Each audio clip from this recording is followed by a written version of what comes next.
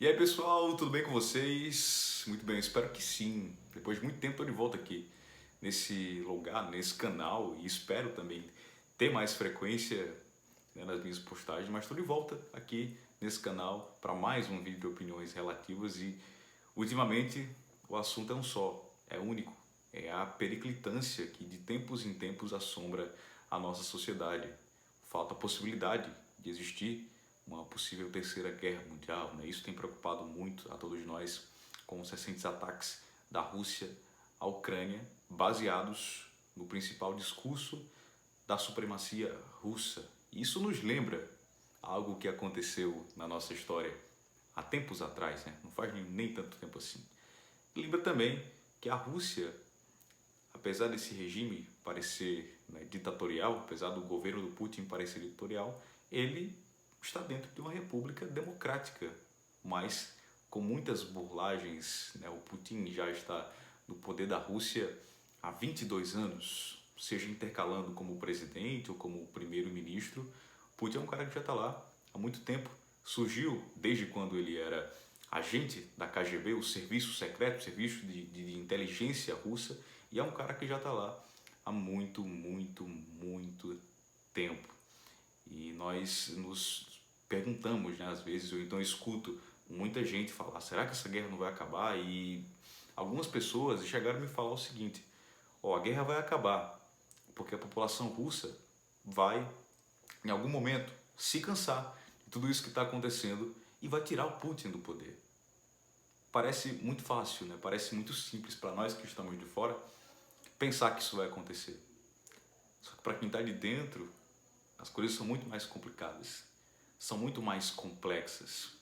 Quando nós pensamos em grandes ditadores, pensamos também em caras que foram muito, muito inteligentes. E essa inteligência nos remete à política.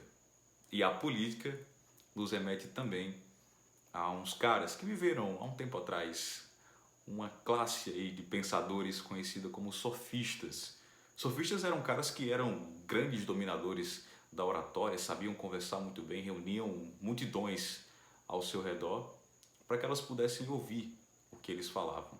E através dessa oratória, desse pensamento, dessa capacidade de dominar a relatividade de opinião, eles acabavam também mudando a opinião de outras pessoas e convencendo elas. Isso lembra você de alguma coisa? Se você pensou em políticos, então realmente os sofistas da atualidade são os políticos.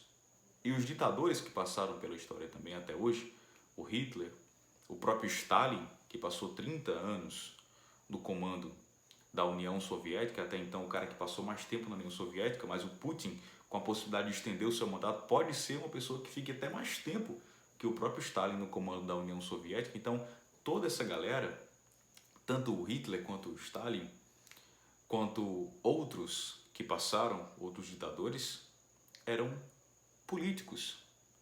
E não se engane, a guerra não é feita só por esses caras. A guerra também é feita pela população, pelo povo. Todos eles, como grandes dominadores da falácia, como grandes dominadores do poder de convencimento, também tem o povo. Na Rússia, o discurso da supremacia russa é muito forte, assim como era o discurso da supremacia soviética há tempos atrás, promovido pelo próprio Stalin e ressuscitado pelo Putin. Os tempos são outros, mas as ideias parecem as mesmas. E comprar elas também não parece tão difícil assim. E é aí que está o problema. A guerra não é feita só por esses caras. Existem muitas pessoas envolvidas.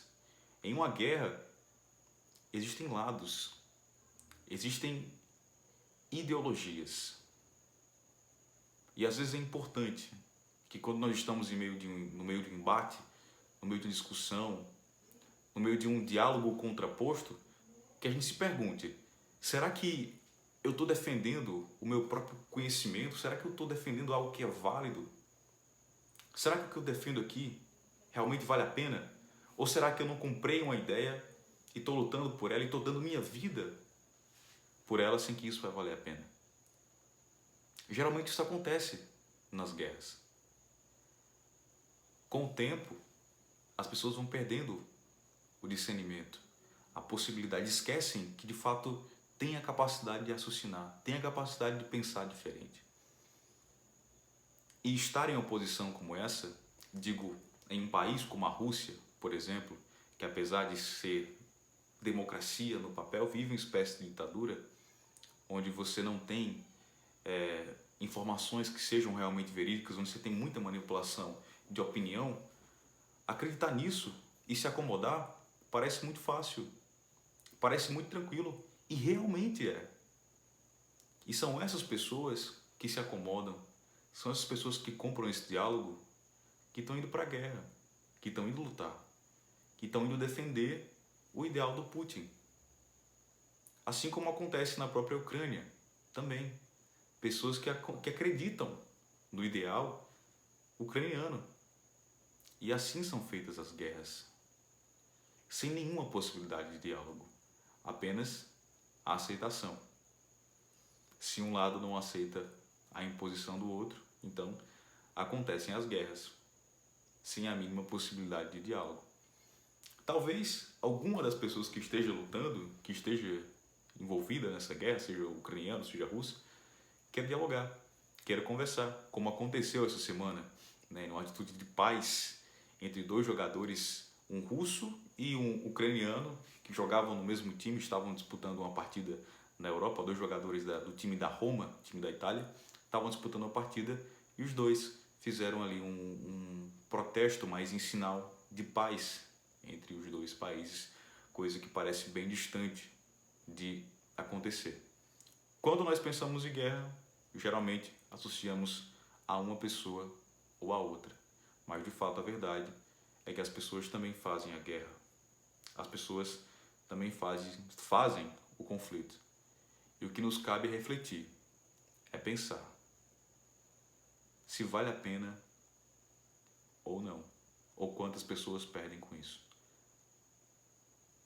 Não aqui, mas em qualquer outro lugar. É importante ter essa reflexão e esse pensamento. Aqui acaba mais uma opinião relativa. Vou ficando por aqui e até a próxima. A você, vida longa e próspera.